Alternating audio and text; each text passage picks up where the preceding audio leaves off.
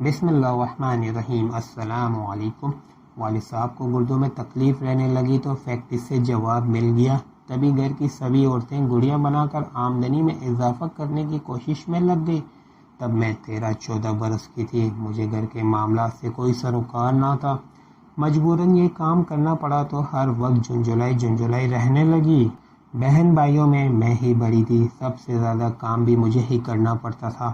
انتھک محنت کے باوجود پیٹ بھر کھانے کو نہ ملتا، اوپر سے ماں، دادی اور اکثر پھپھو کی ڈانٹ ڈپٹ کے باعث میں بغاوت پر اتر آئی۔ اب میں گھر کو ایک دوزخ سمجھنے لگی۔ ہر وقت یہی سوچتی کہ کیسے اس گھر اور حالات کے عذابوں سے چھٹکارا ملے۔ نجات کی کوئی صورت نظر نہیں آتی تھی۔ جب بھی افسردگی کا دورہ پڑتا، کھڑکی کے پاس جا کھڑی ہوتی اور گلی میں جھانکنے لگتی۔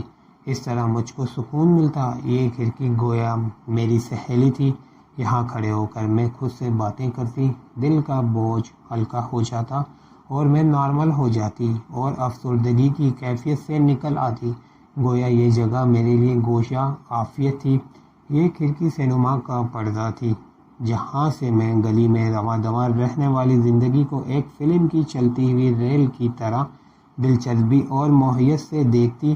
تھکا دینے والی سوچوں کا سفر چند لمحوں کے لیے راحت میں بدل جاتا اور میں باغی خیالات کے بوجھ کو دماغ سے ہٹا کر ہلکی پھلکی ہو جاتی۔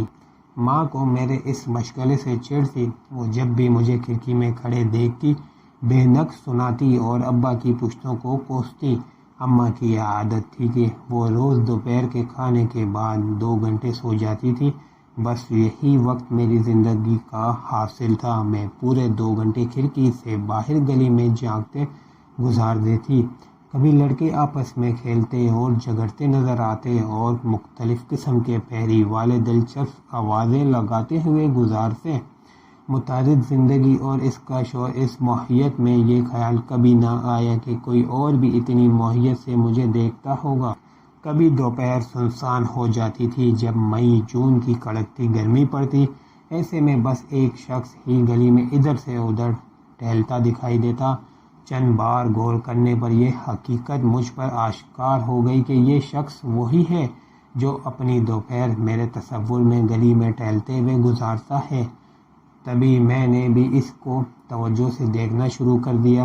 اس کے بعد اس کی نظروں میں شکایتیں ہونے لگی، جن کو میں نے نظر انداز کر دی تھی۔ جب رات کو سب صحن میں سو جاتے، میں کمرے میں جا کر کھڑکی کے پاس کھڑی ہو کر باہر جھانکنے لگتی۔ تب بھی وہی شخص مجھ کو گلی میں ٹہلتا ہوا ہی ملتا۔ یوں 2 دلوں کی حکایتیں لوہے کے جنگلے کے اندر سے کہیں اور سنی جانے لگی۔ یہ گلی ایک طرف سے بند تھی اور رات کو آمد و رفت تقریباً ختم ہو جاتی تھی۔ گلی چھوٹی تھی، لہذا اس میں گنتی کے گھر تھے۔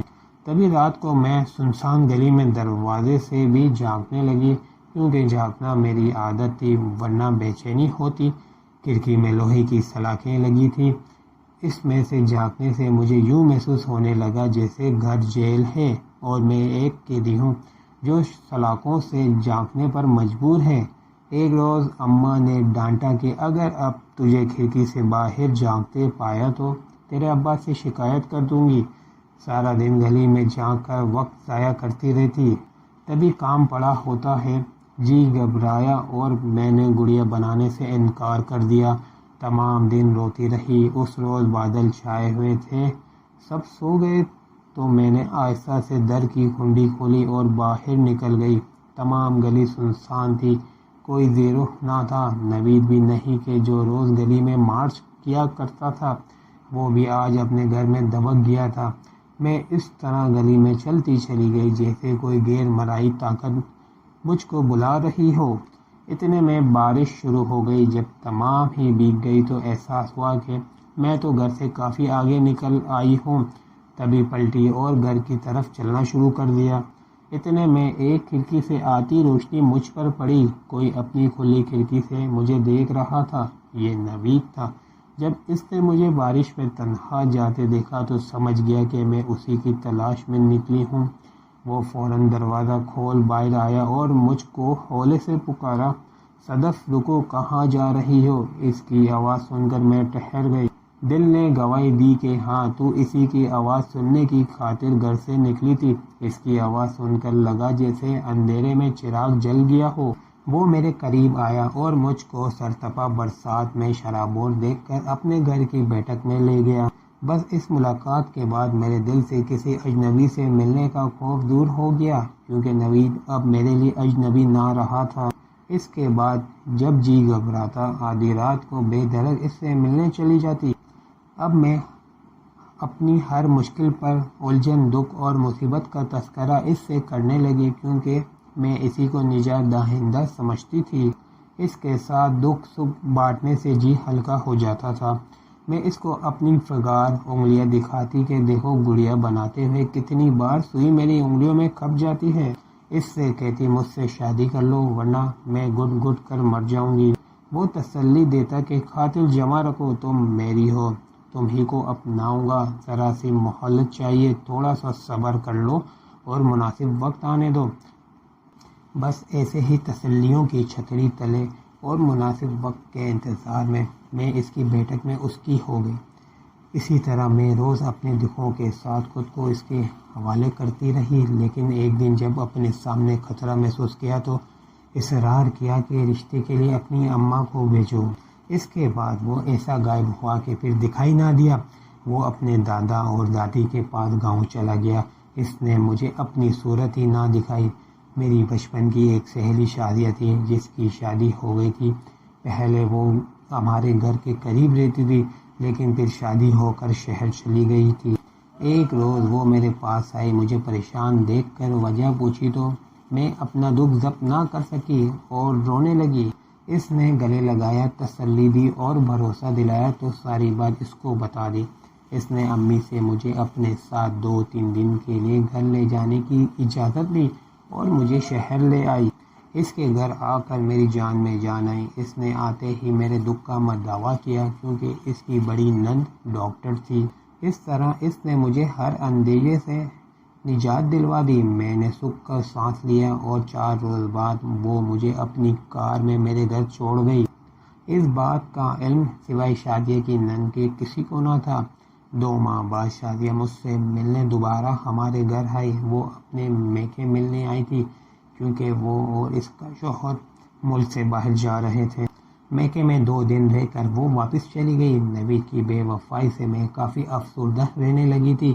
1 سال گزر گیا، اس کے بارے سنا کہ دبئی نکل گیا ہے۔ بہرحال میں تو صبر کر لیا۔ امی اب مجھ کو مسلسل افسردگی میں ڈوبا دیکھ کر میری عمر 16 سال ہو چکی تھی۔ والدین کو میری شادی کی فکر بھی ستانے لگی تھی۔ اتفاق سے ایک روز شادیہ کی امی میری ماں سے ملنے آئی تو ان کی نظر انتخاب مجھ پر پڑ گئی۔ ان دنوں وہ اپنے بیٹے کے لیے رشتہ ڈھونڈ رہی تھی۔ انہوں نے امی جان سے میرا رشتہ مانگ لیا۔ یہ خوشحال لوگ اور پرانے ہمسائے تھے۔ بھلا امی ابو کیوں انکار کرتے؟ یوں میری منگنی شادیہ کے بھائی جیلس سے ہو گئی۔ تاہم شادیہ کو خبر نہ ہو سکی کہ میں اس کی بھابھی بننے جا رہی ہوں۔ اسے صرف اس قدر معلوم ہو سکا کہ اس کے بھائی کی منگنی کر دی گئی ہے۔ میں نہیں چاہتی تھی کہ میری شادی شادیہ کے بھائی سے ہو، کیونکہ وہ میرے ہر راز سے واقف تھی۔ سوچتی تھی کہ اگر وہ یہاں ہوتی تو شاید کبھی میرا رشتہ اپنے بھائی سے نہ ہونے دیتی۔ میں تو سمجھ رہی تھی کہ اسے لندن میں علم ہو چکا ہوگا اس کے بھائی کی شادی مجھ سے ہونے جا رہی ہے، لیکن مجھے نہیں معلوم کہ کیوں اس کے والدین نے میرا نام اس کو نہیں بتایا، یا وہ نام سن کر بھی نہ سمجھ سکی کہ یہ میں ہوں، اس کی بچپن کی سہیلی۔ بہرحال جو بھی ہوا، وہ اپنے بھائی کی شادی پر نہ پہنچ سکی تھی۔ ان دنوں موبائل فون نہیں تھے، سادہ فون ہوا کرتے تھے۔ منگنی کے 2 ماہ بعد شادی ہو گئی اور اس سلسلے میں میری کچھ سنوائی نہ ہوئی۔ حالانکہ میں نے امی کو منع بھی کیا تھا، انہوں نے ڈپٹ دیا، کہا کہ جیلس اچھا لڑکا ہے، تمہاری سہیلی کا بھائی ہے، آخر اس میں کیا خرابی ہے؟ میں مسلسل انکار کرتی رہی، لیکن یہ نہ بتا سکی کہ خرابی جیلس میں نہیں مجھ میں ہے۔ پریشان تھی کہ جب شادیہ کو علم ہوگا کہ میں اس کی بھابھی بن رہی ہوں تو اس کا رد عمل کیا ہوگا۔ ڈر یہ بھی تھا کہ شاید وہ اس حقیقت کو برداشت نہ کر سکے۔ کوئی بہن بھی یقیناً ایسا نہ چاہے گی کہ ایک ایسی لڑکی جس کے دامن پر دوا لگ چکا ہو اس کے بھائی کی دلہن بنے، خواہ وہ اس کی کتنی ہی پیاری سہیلی کیوں نہ رہی ہو۔ خیر شادی ہو گئی، گھر میں مسرت کے پھول بکھرے ہوئے تھے۔ میں بھی جیلس کو پا کر خوش تھی کہ وہ نوید سے 1000 درجہ بہتر اور پیار کرنے والے شوہر تھے۔ تاہم یہ خوف مجھے اندر اندر کھائے جاتا تھا کہ شادیہ چاہے کتنی فراخ دل کیوں نہ سہی، وہ میری لغزش کو نہ بھلا پائے گی۔ جیلس کو اپنا گھر دیکھ کر اب سوچتی تھی کہ میں نے کتنا برا کیا جو شادی سے پہلے ہی نوید سے شناسائی کر لی بھلا۔ اس عارضی خوشی کا کیا صلہ ملا، ہمیشہ کا پچھتاوا اور خوف۔ ایک روز شادیہ کا لندن سے فون آیا، جیلس سے بات کی اور کہا کہ بھابھی کی مجھ سے بات کرواؤ۔ اب میں بیٹھی تھی کہ سن بیٹھی تھی، میرا خون جیسے خشک ہو گیا تھا۔ جیلس نے میری صورت دیکھی تو پوچھا، کیا ہوا ہے، تم کیوں ایسی زرد ہو گئی ہو؟ میں نے اشارے سے کہا کہ چکر آ گیا ہے، طبیعت ٹھیک نہیں ہے۔ اس طرح میں نے شادیہ سے بات نہ کی۔ جیلس نے اسے کہہ دیا کہ تمہاری بھابھی کی طبیعت ٹھیک نہیں ہے، پھر کسی دن بات کروا دوں گا۔ اب جب کبھی شادیہ کا فون آتا میں بہانے بناتی، آناکانی کرتی اور اس کے ساتھ فون پر بات کرنے سے گریز کرتی۔ شادیہ جان چکی تھی کہ میں وہی صدف ہوں، یہ بھی خوب سمجھتی تھی کہ داغدار دامن کی وجہ سے میں اس سے بات کرنے سے کتراتی ہوں، لہذا اس نے جیلس سے کہنا ترک کر دیا تھا۔ تاہم میری ساس اور خود جیلس بھی حیران تھے کہ میں اتنی گہری اور بچپن کی سہیلی سے کیوں بات نہیں کرتی۔ میں دل ہی دل میں دعا کرتی کہ خدا کرے شادیہ لندن سے کبھی نہ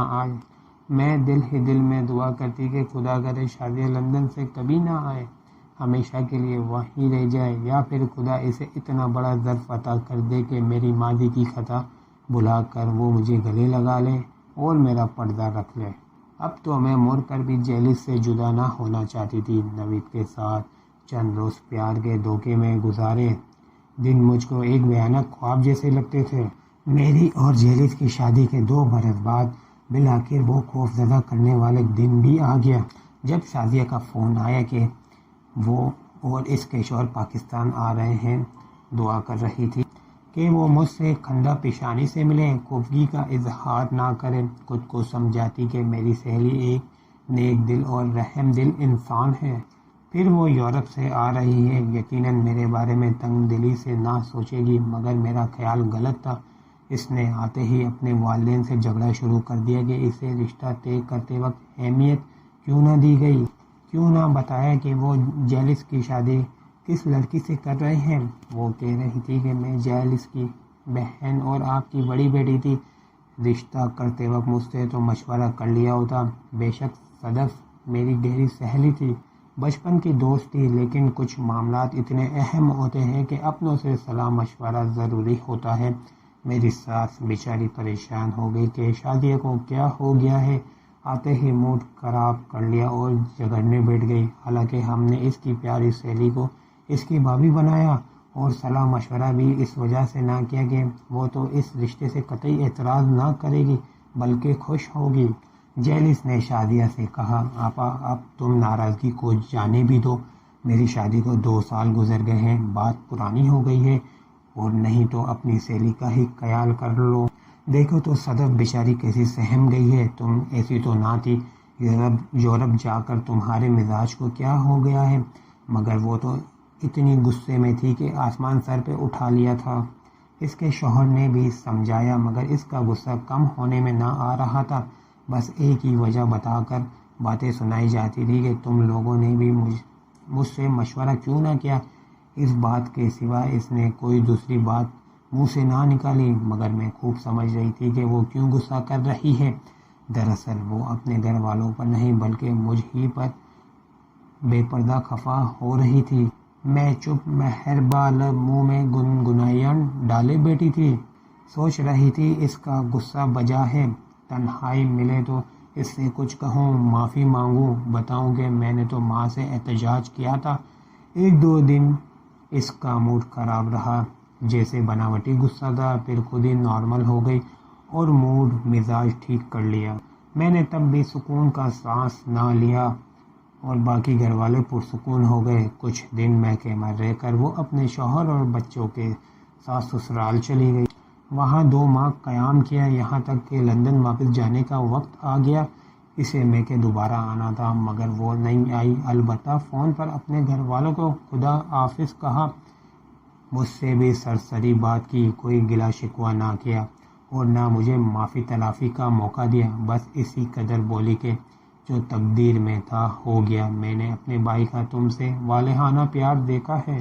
دعا کرتی ہوں تم لوگوں کا گھر سدا آباد رہے اور میرے بھائی جیلس کا دل ہمیشہ شاد رہے۔